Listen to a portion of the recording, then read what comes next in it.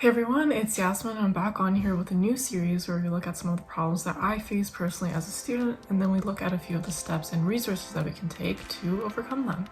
I found that I have a lot of trouble sort of maintaining a balance with all of my responsibilities, whether it be for work or school or even extracurriculars, you name it, I have trouble with it. So I want to find a way to solve that.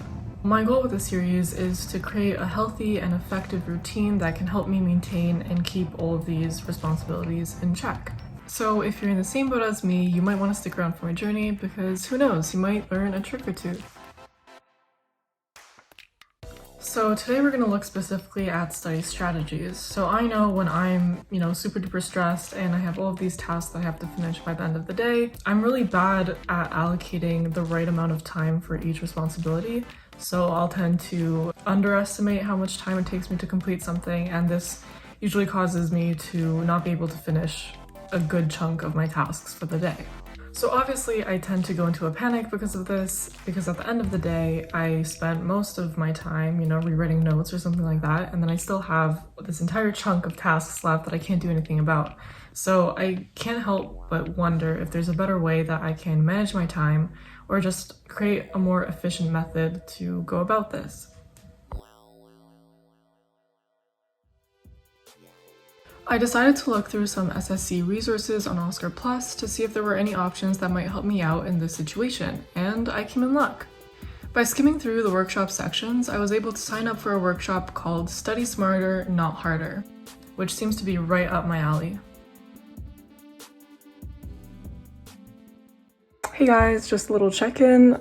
It's almost 10 minutes away from the Study Smarter, Not Harder workshop, and I'm not gonna lie, I'm a little bit stressed. I just finished studying for an exam that I have this Friday, and I'm really hoping this workshop can help calm some of my nerves and, take some of that weight off of my shoulders. So let's see.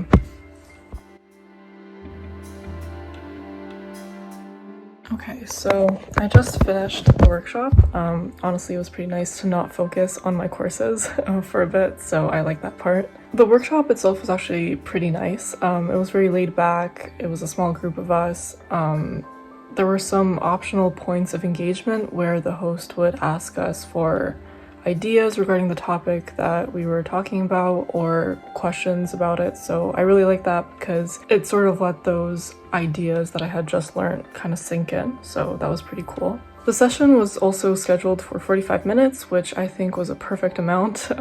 It was not too bad of a time commitment, so I wasn't, sitting there and just stressing about all of the other responsibilities that I had to take care of. And I think the time was used very well to provide practical and easy to use strategies to learning while also, leaving enough time for a Q&A session. So it was pretty well organized, honestly.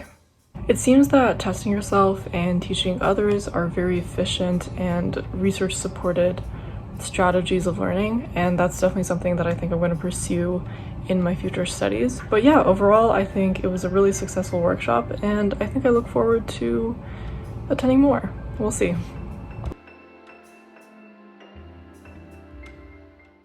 Okay, as for what I learned, so I was able to understand different ways that I could prepare for my assessments as well as ways that I can study for them. For example, Bloom's taxonomy is a new thing that I learned about, which gives a good blueprint of how you should process information. You go from the bottom up and try to get to a point where you can make your own questions and answer them. I've seen a lot of my friends use this method before, so it's definitely going to be a goal of mine to try it out as well. We then went into different strategies, and out of the 7 that we covered, one in particular stood out to me, and it's called the SQ3R method.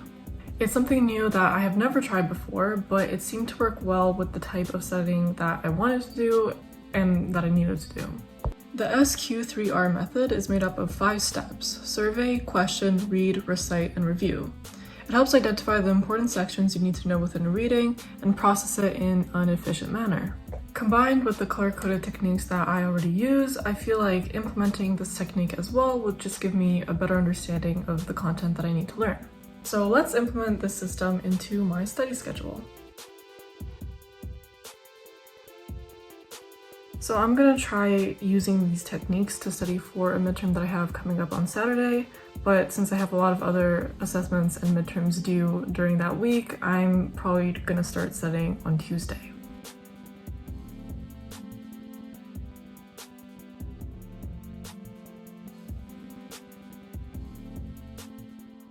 Alright, so we officially completed everything, and now I'm just going to give sort of my 2 cents on what I learned. First of all, I just want to reiterate that everyone learns differently. I found that I learned a bit more visually, so these techniques actually helped me quite a bit just because it let me sort of, you know, create sort of like a mental map of what I needed to learn and the concepts that I needed to learn, so I really like that.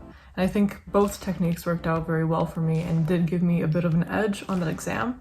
The exam went well, so I can't really complain. Hopefully, you know, it actually did go well and I'm not just super confident about it. But yeah, I would definitely recommend these techniques. I think they were super, super great. A lot of these resources are still available. If you go on the SSC website, you'll be able to see a collection of them. So I highly recommend you go check them out and keep an eye out for any other SSC resources that you might be interested in, because honestly, they're there to help you and just help you grow into a better professional individual. So yeah, that's it for me.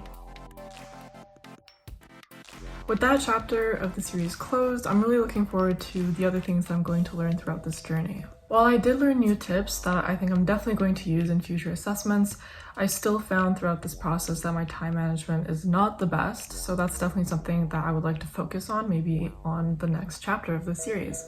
Anyways, that's it for me. Thank you so much for watching, and make sure to check out our other videos as well to learn something new.